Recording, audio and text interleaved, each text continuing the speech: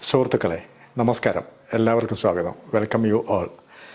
പ്രശസ്തനായ കളരികുഴികളും രാഷ്ട്രം പത്മശ്രീ ബഹുമതി നൽകി ആദരിച്ച ശ്രീ SRD പ്രസാദുമായുള്ള അഭിമുഖമാണ് 3 ഭാഗങ്ങളായി നമ്മളിതിൽ കൊടുത്തിരിക്കുന്നത്. ശ്രീ SRD പ്രസാദിനെക്കുറിച്ച് പറയുമ്പോൾ പ്രാതസ്മരണീയനാണ് അദ്ദേഹത്തിൻ്റെ പിതാവ് ശ്രീ ചിറക്കൽ ടി ശ്രീധരൻ നായർ. ആധുനിക കളരിപ്പയറ്റ് വിഹായസിലെ സൂര്യ തേജസ്സാണ് ശ്രീ ശ്രീധരൻ നായർ.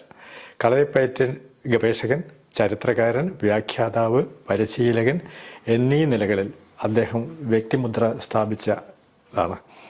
1937 തൻ്റെ 28ാം വയസ്സിൽ അസംസ്കൃതമായ വായ്ത്താരികൾ സംഘടിപ്പിച്ചു ഭാഷയിലാദ്യമായി മെയ്പ്പയറ്റ് എന്ന ഗ്രന്ഥം രചിച്ചു. 1956 മർമ്മദർപ്പണം എന്ന ഗ്രന്ഥവും 1963 കളരിപ്പയറ്റിലെ ആദ്യത്തെ ലക്ഷണമൊത്ത മാനുവൽ ഒരു ഹാൻഡ് ബുക്ക്, കൈപ്പുസ്തകം കളരിപ്പയറ്റ് എന്ന പേരിൽ പ്രസിദ്ധീകരിച്ചു. ഉഴിച്ചിൽ എന്നൊരു മറ്റൊരു ഗ്രന്ഥവും മലബാറിലെ കോൽക്കളി പോലെ മഹാരാഷ്ട്രയിൽ അഭ്യസിക്കുന്ന ലസീം എന്ന കളിയെക്കുറിച്ചുള്ള ഗ്രന്ഥവും അദ്ദേഹം പ്രസിദ്ധീകരിച്ചിട്ടുണ്ട്.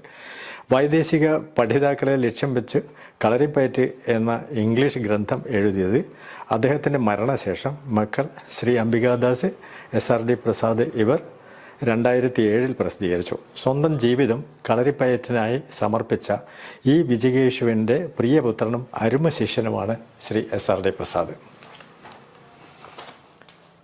അദ്ദേഹവുമായുള്ള അഭിമുഖം 3 ഭാഗങ്ങളായാണ് പ്രസിദ്ധീകരിക്കുന്നത്. 1ാം ഭാഗത്തിൽ തൻ്റെ ശൈശവം, കളരിപ്പയറ്റ് പരിശീലനം, പിതാവിൻ്റെ സ്വാധീനം ഇവയെക്കുറിച്ച് അദ്ദേഹം പറയുന്നു. എല്ലാവർക്കും സ്വാഗതം.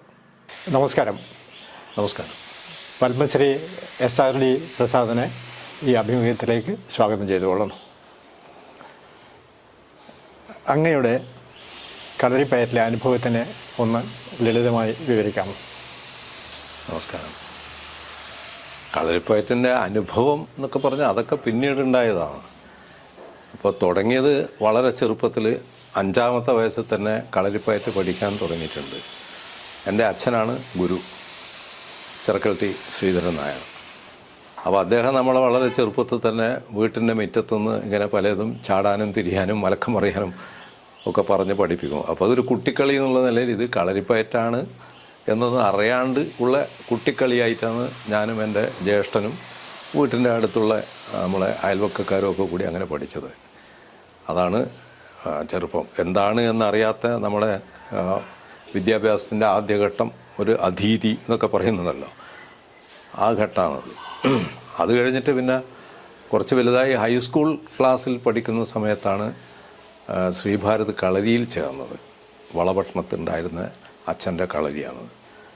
അവിടെ ചേർന്നിട്ട് അത് നമ്മളെപ്പോലെയുള്ള ചെറിയ കുട്ടികളുടെ കൂടെ, വിദ്യാഭ്യാസം ചെയ്യുന്ന കുട്ടികളുടെ കൂടെ മുൻകോലും പിൻകോലും ഒക്കെ നിന്നിട്ട് പഠിച്ചതും മെയ്പ്പയറ്റൊക്കെ പഠിച്ചതും അങ്ങനെ ആ കളരിയിൽ നിന്നാണ്. അന്നേരം ഇത് കളരിപ്പയറ്റാണ് എന്താണ് എന്നൊക്കെ മനസ്സിലായിട്ടുള്ളൂ. അത് കഴിഞ്ഞിട്ട് പിന്നെ ഹൈസ്കൂൾ വിദ്യാഭ്യാസത്തിൻ്റെ സമയത്ത് തന്നെ ചില പ്രദർശനങ്ങളിൽ പോകും. കളരീൻ്റെ കൂടെ പ്രദർശനങ്ങൾ, പ്രധാനമായിട്ട് കളരിവാതുക്കൽ ക്ഷേത്രത്തിൽ പെരുങ്കളിയാട്ടത്തിൻ്റെ ആ ദിവസം ഒരു പ്രദർശനം ഉണ്ടാവും, തിരുമുടി ഉയരുന്നതിന് ജസ്റ്റ് മുമ്പേ. അതിന് പങ്കെടുക്കും. പിന്നെ ചില വാർഷിക ആഘോഷങ്ങൾ, വായനശാലകളുടെ ആഘോഷങ്ങൾ, അതിനൊക്കെ കളരി ട്രൂപ്പിൻ്റെ കൂടെ പോയിട്ട് അങ്ങനെ അതാണ് അനുഭവം. പൊതുജനങ്ങളുടെ മുമ്പിൽ പ്രദർശിപ്പിച്ചിട്ടുള്ള അനുഭവങ്ങൾ അങ്ങനെയാണ്. പിന്നെ SN കോളേജ് കണ്ണൂരിലാണ് പഠിച്ചത്. അത് പഠിക്കുന്ന സമയത്തും നമ്മുടെ അവിടുത്തെ പ്രിൻസിപ്പാൾ ഒരിക്കൽ വളരെ കാര്യമായിട്ട് വിളിച്ചിട്ട് പറഞ്ഞു, സ്പോർട്സിൻ്റെ അന്ന് ഒരു കളരി അവതരിപ്പിക്കണം എന്ന് പറഞ്ഞ് എൻ്റെ ചില കൂട്ടുകാരെ കൂടെ അവിടെ കളരിപ്പയറ്റ് അവതരിപ്പിക്കാനൊരു ഭാഗ്യം സിദ്ധിച്ചിട്ടുണ്ട്. ഹൈസ്കൂളിൽ പഠിക്കുന്ന കാലത്തും അങ്ങനെ സ്പോർട്സിൻ്റെ സമയത്ത് ഹെഡ് മാസ്റ്റർ പറഞ്ഞിട്ട് അവതരിപ്പിച്ചിട്ടുണ്ട്. പിന്നെ അത് കഴിഞ്ഞിട്ടുള്ള ഒരു അനുഭവം എന്ന് പറഞ്ഞാൽ റബ്ബർ ബോർഡിലാണ് ഞാൻ ജോലി ചെയ്യുന്നത്. ആ സമയത്ത് rubber board chairman Habeeb Muhammad IAS അദ്ദേഹം ഒരു ഇൻ്റർനാഷണൽ സെമിനാറിന് കളരിപ്പയറ്റ് അവതരിപ്പിക്കണം എന്ന് എന്നോട് പറഞ്ഞു. ഒരു റബ്ബർ സെമിനാറാണ്. അപ്പോൾ എനിക്ക് കളരിപ്പയറ്റ് അറിയാം എന്ന് മനസ്സിലാക്കിയതുകൊണ്ട് പറഞ്ഞു.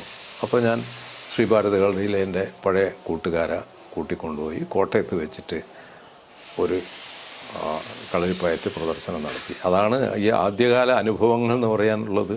അതൊക്കെയാണ്.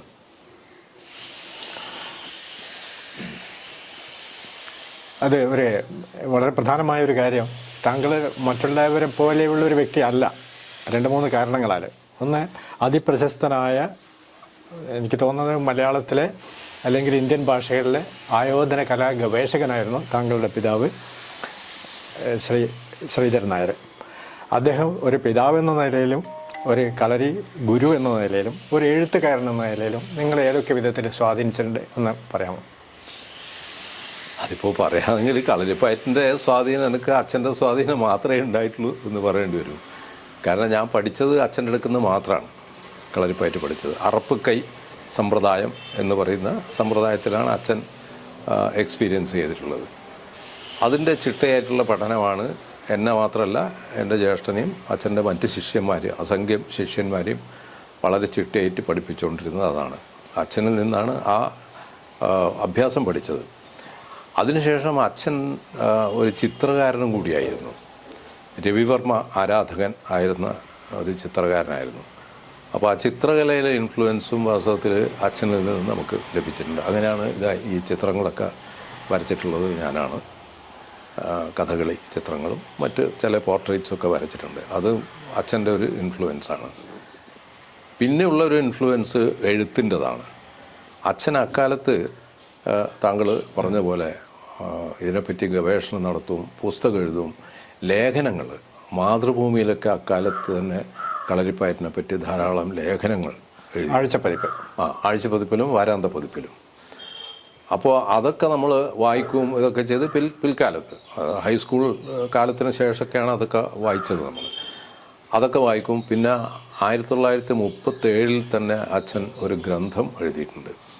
മെയ്പ്പയറ്റിൻ്റെ ശുദ്ധമായ വായ്ത്താരികളാണ് അതിൽ പ്രസിദ്ധീകരിച്ചിട്ടുള്ളത്. ശുദ്ധപാഠം. മറ്റ് ഈ പറയുന്നതിൽ ഒക്കെ തെറ്റ് വരും. അപ്പോൾ അതൊക്കെ തിരുത്തിയിട്ട് വളരെ ശുദ്ധമായ മെയ്പ്പയറ്റിൻ്റെ വായ്ത്താരി, അറപ്പ് കൈ സമ്പ്രദായത്തിലുള്ള. പിന്നെ 1963 അച്ഛൻ തന്നെ ഇതിൻ്റെയൊക്കെ description, how to type of book, ഓരോരോ അടവുകൾ, മെയ്പ്പയറ്റ് മാത്രമല്ല അതിലെ കോൽത്താരി, അങ്കത്താരി, എല്ലാ പയറ്റുകളും ഓരോന്നും വിവരിച്ചിട്ട്, ഇപ്പോൾ ഇടത്തേതെടുത്ത് നോക്കി അതെങ്ങനെയാണ് ചെയ്യേണ്ടത് അതിൽ വിവരിച്ചിട്ടുണ്ടാവും. അക്കാലത്ത് 63 ഒരുപാട് ചിത്രങ്ങൾ കൊടുക്കാൻ പറ്റില്ല. അത് പ്രിൻറ്റിങ് ടെക്നോളജി അത്ര ഡെവലപ്പ് ചെയ്തിട്ടില്ല. അപ്പോൾ അതുകൊണ്ട് ഇത് മുഴുവൻ ബൈ വേർഡ്സ്, ഇൻ വേർഡ്സ് തന്നെ എക്സ്പ്ലെയിൻ ചെയ്യണം. അങ്ങനെ വളരെ പെയിൻസ്റ്റേക്കിംഗ് ആയിട്ട് എഴുതി ഫലിപ്പിച്ചത്. അതിൻ്റെ ഓരോ അടവുകൾ ചെയ്ത് കാണിച്ചു കൊടുക്കുന്നത് ഞാനും അച്ഛൻ്റെ വേറെ ശിഷ്യന്മാരുണ്ട്, വിജയൻ എന്നൊക്കെ പറഞ്ഞ പ്രധാനപ്പെട്ട ശിഷ്യന്മാർ. ഞങ്ങളാണ് ഇവിടെയൊക്കെ നിന്നിട്ട് അതിൻ്റെ പോസുകൾ കാണിച്ചു കൊടുക്കുക. തൊഴുതമർന്ന് എങ്ങനെ ചെയ്യണം, അതിൻ്റെ ഓരോ പോസ്. അപ്പോൾ അതിന് കണക്കായി അച്ഛൻ എഴുതും.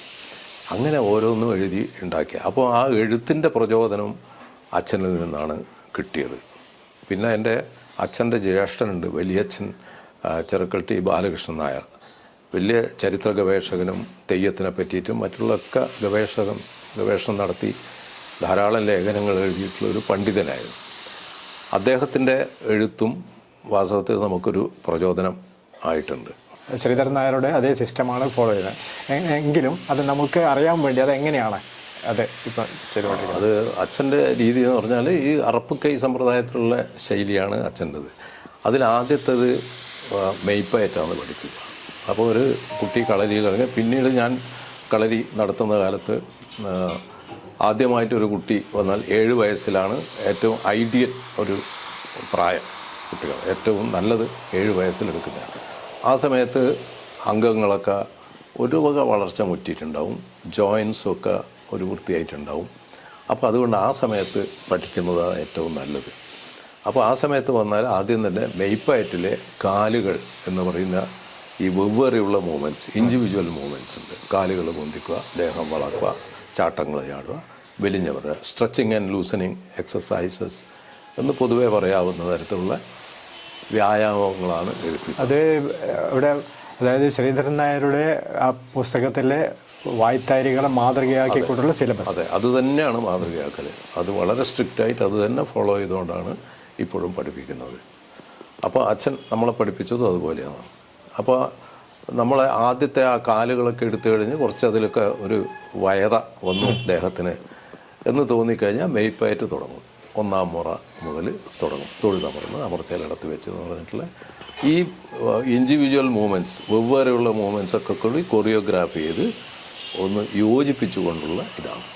അപ്പോൾ ഒരു മെയ്പ്പയറ്റ മുറ എന്ന് പറയുമ്പോൾ ഒരു 1.5 മിനിറ്റോ 2 മിനിറ്റോ നീണ്ടു നിൽക്കും. അത് കഴിഞ്ഞാൽ രണ്ടാമത്തെ മുറ പഠിപ്പിക്കും. അത് പഠിച്ചു കഴിഞ്ഞാൽ മൂന്നാമത്തെ മുറ. അങ്ങനെ കുറേ മുറകളുണ്ട്, 5-8 മുറകളുണ്ട്. അത് കഴിഞ്ഞാൽ കുറച്ചും കൂടി കോംപ്ലിക്കേറ്റഡ് ആയിട്ടുള്ള പകർച്ചക്കാൽ എന്ന് പറയുന്ന ഈ മെയ്പ്പയറ്റ് തന്നെയുള്ള അഡ്വാൻസ്ഡ് ആയിട്ടുള്ള ഉപരിവിദ്യ എന്ന് പറയാവുന്നത്. അത് മുഴുവൻ പഠിച്ചു കഴിഞ്ഞിട്ടല്ല അടുത്ത സ്റ്റേജ് തുടങ്ങുക. ഈ മെയ്പ്പയറ്റിൽ ഒരു നിഷ്ണാതനായി എന്ന് കണ്ടാൽ ഈ കളരിപ്പയറ്റിൻ്റെ രണ്ടാം ഘട്ടമായ കോൽത്താരിപ്പയറ്റ് പഠിപ്പിക്കാൻ തുടങ്ങും. അത് കോൽത്താരിപ്പയറ്റ് എന്ന് പറഞ്ഞാൽ ഈ വടി കൊണ്ടുള്ള ആയുധങ്ങൾ, നീണ്ട വടി, ചൂരൽ, കെട്ടുകാരി, ചെറിയ വടി, 3 ചാണുള്ള മുച്ചാൺ എന്ന് പറയുന്ന വടി, പിന്നെ വളച്ച് ഉരുട്ടിച്ചെത്തിയ ഒറ്റ എന്ന് പറയുന്ന വടി. ഈ 3 എണ്ണമാണ് കോൽത്താരിപ്പയറ്റിൽ ഉപയോഗിക്കുന്നത്. അപ്പോൾ ആദ്യം നീണ്ട വടി കൊണ്ടുള്ള പയറ്റ് തുടങ്ങും, കെട്ടുകാരി. അത് കഴിഞ്ഞ് അതിൽ കുറച്ച് എക്സ്പീരിയൻസ് ആയി എന്ന് കണ്ടാൽ ചെറുവടി തുടങ്ങും. അത് കുറച്ചായി എന്ന് കണ്ടാൽ ഒറ്റ തുടങ്ങും. അങ്ങനെയാണ് അത് മുഴുവനാക്കുന്നത്. ആ സമയത്തേക്ക് ഈ മെയ്പ്പയറ്റിൻ്റെ ബാക്കിയുള്ള അറപ്പുകളും പഠിച്ചു കഴിയും. അപ്പോൾ മെയ്പ്പയറ്റ് ഒരു 1-2 എണ്ണം എടുക്കും ഒരു ദിവസം. അത് കഴിഞ്ഞിട്ട് കോൽത്താരിപ്പയറ്റിലെ കുറച്ചെടുക്കും. അപ്പോൾ ഈ കോൽത്താരിപ്പയറ്റും കുറച്ചായി കഴിഞ്ഞാൽ, ഇപ്പോൾ കെട്ടുകാരിയും ചെറുപടിയൊക്കെ കുറച്ചായി കഴിഞ്ഞാൽ അങ്കത്താരിപ്പയറ്റ് തുടങ്ങും, മൂന്നാമത്തെ ഘട്ടം. അത് മൂർച്ചയുള്ള ആയുധങ്ങൾ കൊണ്ടുള്ള പയറ്റാണ്. അത് വാള്, കുന്തം, കഠാരിക്കൊന്നും വായ്ത്താരിയില്ല. പക്ഷേ പിന്നെ ഉറുമിക്കൊന്നും വായ്ത്താരിയില്ല. ഇപ്പം ചിലത് വായ്ത്താരി ഉള്ളതുണ്ട്, പയറ്റാൻ അറിയാത്തതുണ്ട്. അപ്പോൾ അറിയുന്ന വായ്ത്താരികളും പയറ്റും അങ്ങനെ പയറ്റ് തുടങ്ങും. വാളും പരിച, പിന്നെ മറ പിടിച്ച കുന്തപ്പയറ്റ് എന്നുള്ളതാണ് അവസാനത്തെ ഘട്ടം. അത് ഒരാൾ വാളും പരിചയം, മുൻകോൽകാരൻ വാളും പരിചയം എടുക്കും, പിൻകോൽകാരൻ കുന്തം എടുക്കും. അങ്ങനെയുള്ള ഒരു പ്രത്യേക പയറ്റാണത്. അപ്പോൾ അതും കൂടി കഴിഞ്ഞാൽ, അല്ലെങ്കിൽ അതും കൂടി ചെയ്യുന്ന സമയത്താണ് വെറുങ്കൈ പ്രയോഗം തുടങ്ങുക. ഈ 4ാമത്തെ ഘട്ടം, അതായത് നിരായുധനായിട്ട് ഒരു ശത്രുവിനെ എങ്ങനെ നേരിടാം എന്നുള്ളതിൻ്റെ ഒരു പഠനമാണത്. ആയുധമുള്ള ശത്രുവാവാം, ആയുധമില്ലാത്ത ശത്രുവാവാം. അപ്പോൾ നമ്മൾ നിരായുധനായിട്ട് എങ്ങനെ നേരിടാൻ പറ്റും, എങ്ങനെ മർമ്മപ്രയോഗം ചെയ്ത് ആ ശത്രുവിനെ നിസ്തേജനാക്കാൻ പറ്റും, അല്ലെങ്കിൽ എങ്ങനെ ചില പിടുത്തങ്ങൾ, ലോക്സ് ഒക്കെ ചെയ്തിട്ട് എങ്ങനെ ഇമ്മൊബൈലാക്കാൻ പറ്റും. ഇതിനൊക്കെ ഉള്ള പഠനമാണ് വെറുങ്കൈ പ്രയോഗം. അപ്പോൾ ഇതൊക്കെ ഇങ്ങനെ ഒന്നിച്ചും വെവ്വേറെയൊക്കെ പഠിച്ച് ഒരു അവനവൻ്റെ സാമർഥ്യം പോലെ, ഗുരുക്കളുടെ സാമർഥ്യം പോലെയും പഠിപ്പിക്കുന്നതിനനുസരിച്ചിട്ടും ഒക്കെ ആയിട്ട് ഈ 4 പഠനവും പൂർത്തിയാകുമ്പോൾ ഒരു സമ്പൂർണ്ണമായിട്ട് ഒരു കളരിപ്പയറ്റ് അഭ്യാസി ആവുന്നത്. അങ്ങനെയാണ് ഞങ്ങളെ പരിപൂർണ്ണ അഭ്യാസിയായി എന്ന് പറയല്ല, പക്ഷേ അങ്ങനെയാണ് അച്ഛൻ്റെ പഠന രീതി, പഠിപ്പിക്കുന്ന രീതി. ഞങ്ങളും അങ്ങനെയാണ് പഠിച്ചതും ഇപ്പോൾ പഠിപ്പിക്കുന്നതും അങ്ങനെയാണ്. ഞാൻ അവിടുത്തെ ഒരു വിദ്യാർത്ഥിയായിരുന്നു 1989, 90, കാലത്ത്. ഞാൻ ഇതേ സിസ്റ്റമാണ് ആ സമയത്ത്. അതെ, ഇതാണ് അതിൻ്റെ ശാസ്ത്രീയമായ വശം. ഇങ്ങനെയാണ് അതൊക്കെ എല്ലാം പഠിച്ചതിന് ശേഷം ഔട്ട് ഓഫ് സിലബസോ അല്ലെങ്കിൽ വായ്ത്താരിയിൽ ഇല്ലാത്തതോ വായ്ത്താരിക്ക് അതീതനായിട്ടോ ഒക്കെ പയറ്റേണ്ടി വരും. അല്ല, അതിനുള്ള സൂചനകളൊക്കെ നമ്മളെ വായ്ത്താരി തന്നെ ഉണ്ട്.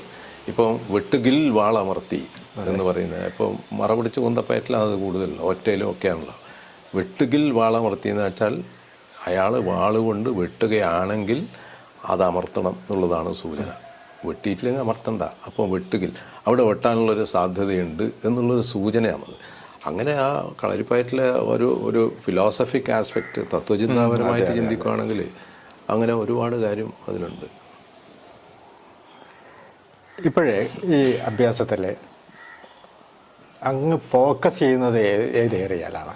ഇപ്പോൾ ഫോക്കസ് ചെയ്യാന്ന് പറഞ്ഞാൽ ഇപ്പം നമ്മളിപ്പോൾ സെൽഫ് ഡിഫെൻസ് ഉണ്ട്, അതുപോലെ അതിൻ്റെ സ്പിരിച്വാലിറ്റി ഉണ്ട്, ഫിറ്റ്നസ് ഉണ്ട്, ചികിത്സയുണ്ട്. അപ്പോൾ അതിൽ ഊന്നൽ കൊടുക്കുന്നത് ഏത് ഘടകം? ഇപ്പോൾ കളരിപ്പയറ്റ് പൊതുവെ എന്താണെന്ന് ചോദിച്ചാൽ നമ്മൾ മാർഷ്യൽ ആർട്ട് എന്നാണ് പറയാം. ഒരു ആയോധന കല, യുദ്ധത്തിൻ്റെ കല ആയിരുന്നു. അങ്ങനെ തന്നെയാണ് കളരിപ്പയറ്റ് ഡെവലപ്പ് ചെയ്ത് വന്നത്.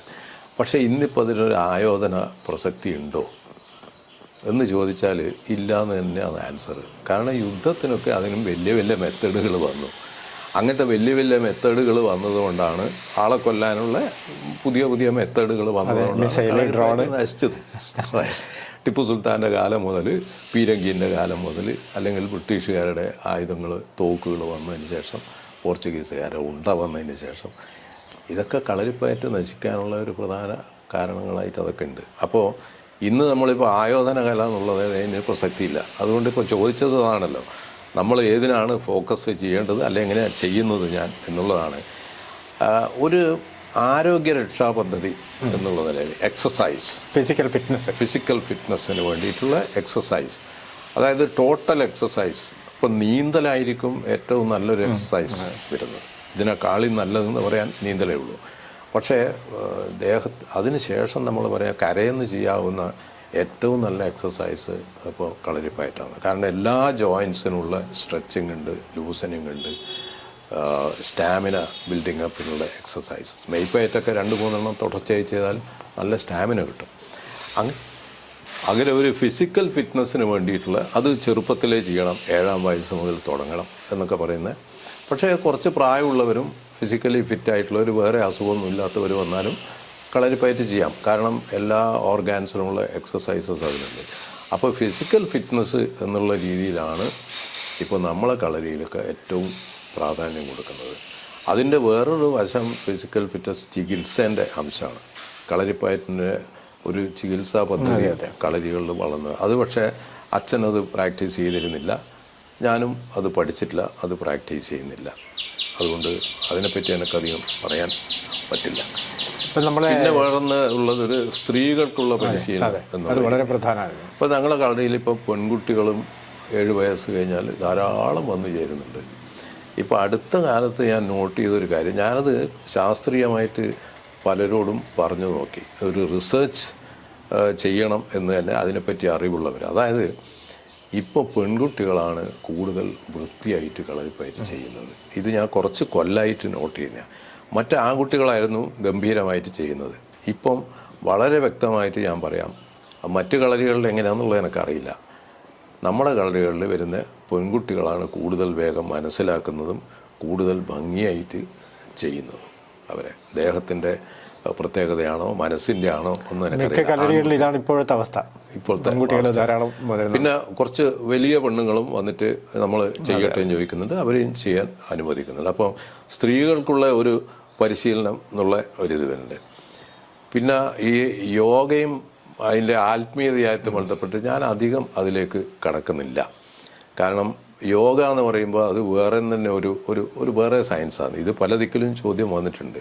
ഇപ്പോൾ യോഗ ഡേ, ഡൽഹിയിൽ വേൾഡ് യോഗ ഡേ ആഘോഷിക്കുന്ന സമയത്ത് നമ്മളെ കളരിപ്പയറ്റും അവിടെ ക്ഷണിക്കപ്പെട്ടിരുന്നു. അപ്പോൾ അതിന് കുറേ ലെക്ചർ ഡെമോൺസ്ട്രേഷൻസ് നടത്തുന്ന കൂട്ടത്തിൽ പലരും നല്ല സദസ്സ്, പണ്ഡിതന്മാരുടെ സദസ്സിൽ ഈ യോഗയായിട്ടുള്ള ബന്ധം ചോദിച്ചിട്ടുണ്ട്. അപ്പോൾ ചില ദിക്കിൽ ഞാൻ പറഞ്ഞത് യോഗയായിട്ട് ഇതിന് പ്രത്യക്ഷമായിട്ട് കളരിപ്പയറ്റിന് ഒരു ബന്ധവുമില്ല. കാരണം അതൊരു പഠന മേഖല വേറെയാണ്. പിന്നെ അതിലുള്ള മൂവ്മെൻറ്റ്സ് യോഗയിലെ മൂവ്മെൻറ്റ്സിനെക്കാട്ടിയിൽ എത്രയോ മെച്ചപ്പെട്ട മൂവ്മെൻറ്റ്സാണ് കളരിപ്പയറ്റിൽ. വളരെ ഡയനാമിക്കാണ്, ചലനക്ഷമമാണ്. അപ്പോൾ യോഗയിൽ അത്രക്ക് ഒരു ചലനം ഞാൻ കണ്ടിട്ടില്ല ചെയ്യുന്നത്. ചില ചെറുപ്പക്കാർ ചെയ്യുന്നത് കണ്ടിട്ടുണ്ട്, പക്ഷേ എന്നാലും ഇത്രമാത്രം ടോട്ടൽ മൂവ്മെൻറ്റ്സ് അതിൽ വരുന്നില്ല എന്നാണ് എൻ്റെ അഭിപ്രായം. അതുകൊണ്ട് പിന്നെ കളരിൻ്റെ ഉള്ളിലുള്ള ഒരു യോഗ എന്ന് പറയുമ്പോൾ ഒരു മനസ്സിൻ്റെ അച്ചടക്കം കൂടി അതിൽ വരുന്നുണ്ട്. അതിന് അവിടെ പൂത്തറ, ഗുരുത്തറ ഇതൊക്കെ ഉണ്ട്, തൊട്ട് വേണങ്ങൾ, വിവിധ തലങ്ങളുണ്ട്. വിവിധ തലങ്ങളിൽ കളരി തുടങ്ങുന്നതിന് മുമ്പേ അത് ചെയ്യണം. കളരീൻ്റെ ഉള്ളിൽ ആ സ്ഥാനങ്ങളുണ്ട്.